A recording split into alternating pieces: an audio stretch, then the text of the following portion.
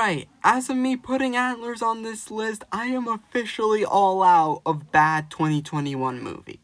It's all uphill from here. But for a few of these films, we're still going to be looking out for the ones that I just felt the most meh about.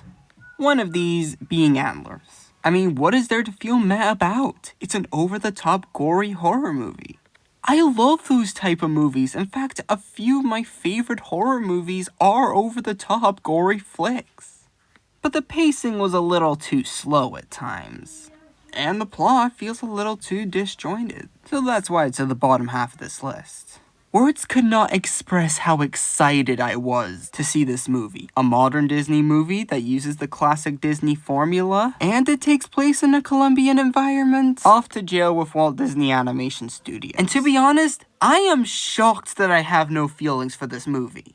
Especially since there are some moments in this film that I really like. The characters are fun. The animation is spectacular. It really makes you feel like you're in Colombia. This movie was destined to impress me.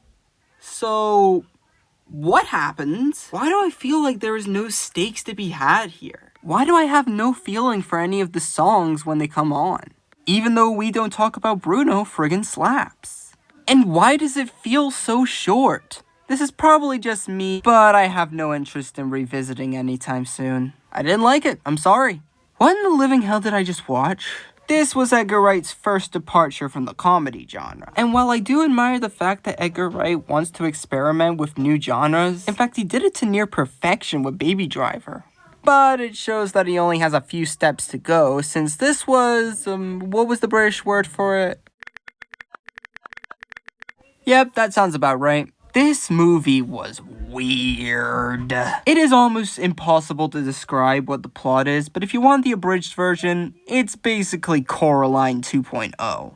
That's it. That's the only description I could give for it. With that said, I am really excited to see what Edgar would do next, now that he's branching out to new genres. Like, wouldn't it be strange if he did a disaster movie next? Yep, this is the second out of the 3 monkey movies that I'm reviewing this year. And to be honest, I completely forgot this one existed. If you like Lin-Manuel Miranda's work, you'll probably like this. But overall, I just thought this was a charming story and nothing more. I like The Witcher. I'm not obsessed with the show like everybody else is, but I found it a serviceable enough watch.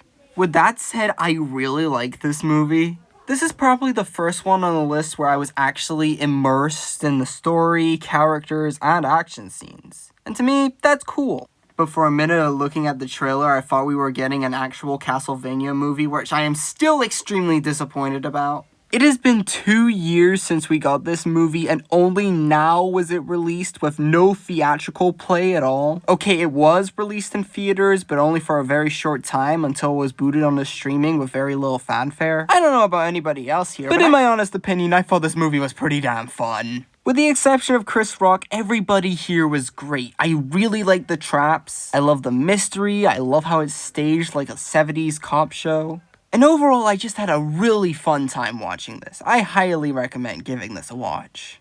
While I'm uncomfortable with the premise of the old man being the main character, I loved almost every scene in this movie. It almost reminded me of a John Carpenter-esque action set piece. Well, at times I feel like this movie is a little too overly ambitious, but besides that, this movie was just a fun old time, just like all other horror movies this year. Now, this is the kind of movie this franchise needs. Granted, I have never played any of the games, and I can't help to be kind of bugged by the lack of Johnny Cage. But besides that, this is one of the few video game movies that tried to fight against the video game curse. And plus, this movie is still pretty damn awesome. Moral of the story, if you make the deal with the devil, you'll turn into origami. That is honestly the only lesson I've learned from it. I don't know what else to add there. Now I know what you're saying. This looks like a $200 million SNL skit. And you know what, you're probably right.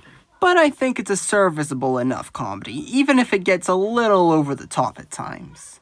Especially after the credits. Seriously, stick around after that. It is honest to God the most bizarre thing you'll see all year. I had a blast with the action scenes in the first act, and I'm not the biggest fan of the second. Overall, I think this was just a fun movie. Although I do get why a lot of people are mixed on it.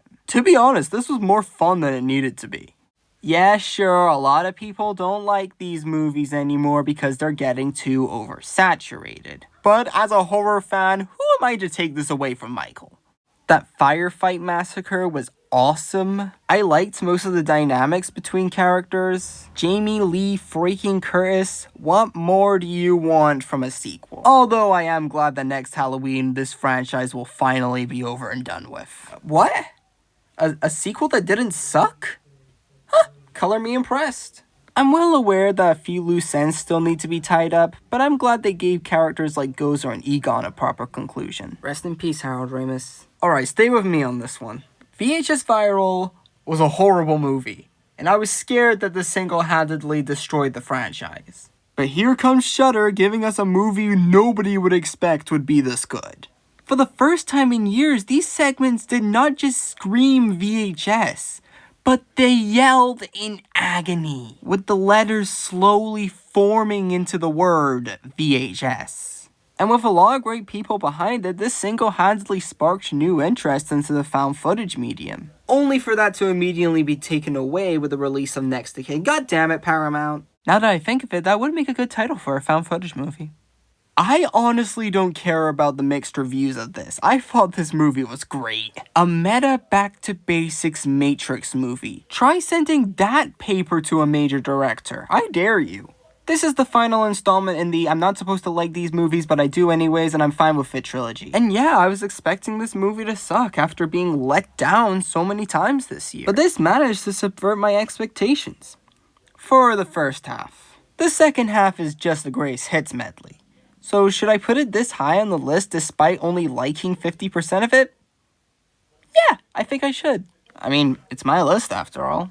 This was a series of major highs and major lows. And with a series as politically incorrect as The Purge, I honestly had a lot of fun with this. I love the concept for the Ever After Purge. It feels like something I could come up with.